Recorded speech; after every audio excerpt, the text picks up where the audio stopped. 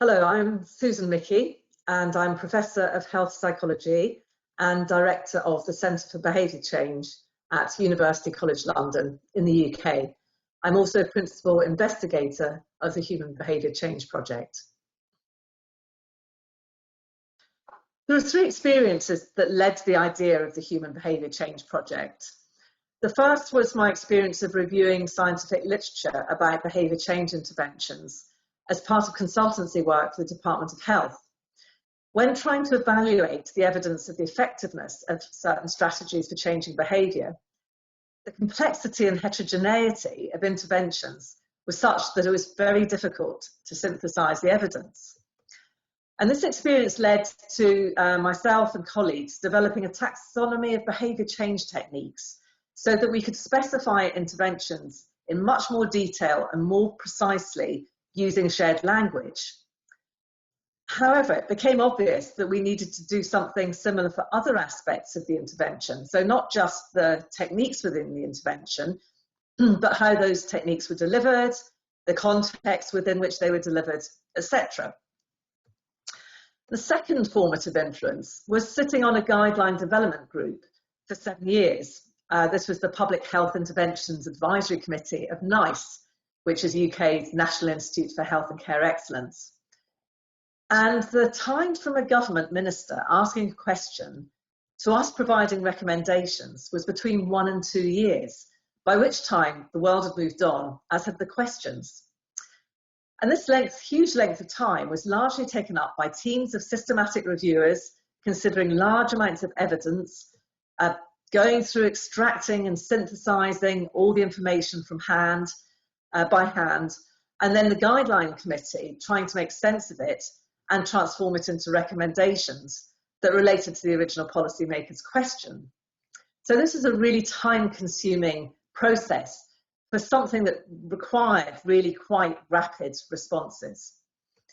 And the third influence was my frustration that the pace of progress in developing effective interventions for behaviour change was slow in relation to the urgent need for behavioural solutions to the world's pressing problems.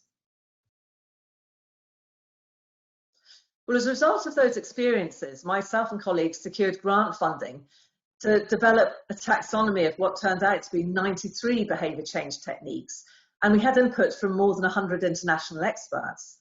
And this has proved a really useful tool to the scientific and applied communities in reporting and analysing behaviour change interventions and in developing and evaluating them.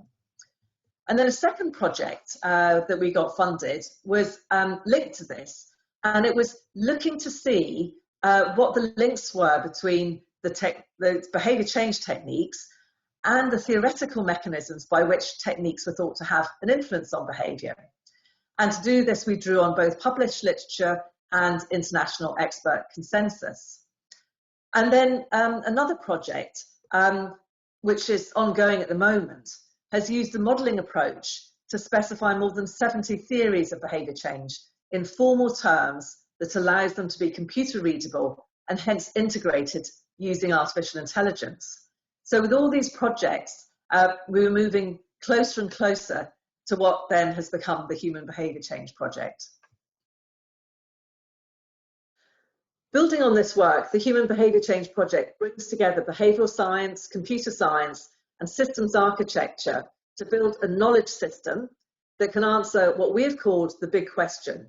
So, what interventions work, compared with what, how well, with what exposure, with what behaviours, for how long, for whom, in what settings, and why? The computer science is led by a team at IBM Research Ireland, advised by Professor John Shaw-Taylor from UCL. The behavioural scientists leading the work include Professor Mary Johnston, Aberdeen, Professor Mike Kelly, Cambridge, and Professor Robert West, University College London. And the systems architecture work is led by Professor James Thomas, also from University College London. And this very interdisciplinary collaboration has built a computational structure for organising evidence about behaviour change interventions called an ontology of behaviour change interventions. We have a companion video by Joanna Hastings which introduces ontologies and what they're used for. So we were able to use this in relation to scientific reports. And the area that we're looking at first, our first use case, is smoking cessation. And in the project, these reports are automatically read using natural language processing. Relevant evidence about aspects of the intervention, its delivery, target population setting, etc., and the studies producing the evidence are extracted and organised using the behaviour change intervention ontology. And then we have machine learning and reasoning tools that are used to generate answers to questions that are submitted by policymakers, practitioners, planners, and researchers. And they will be able to submit their question using templates structured according to these big questions. The big question being, what interventions work, compared with what, how well, with what exposure, with what behaviours, for how long, for whom, in what settings, and why. Now, not every question will be asking about every single aspect of that, but using the template, it means that users can select which parts of that they want to specify, and the other parts they can just leave open. So in the Wellcome collection for the Human Behaviour Change Project, we present the first tranche of the many papers that will be published from our work. The project is committed to open science and to promoting collaborations. So we're really delighted to be publishing in Wellcome Open Research.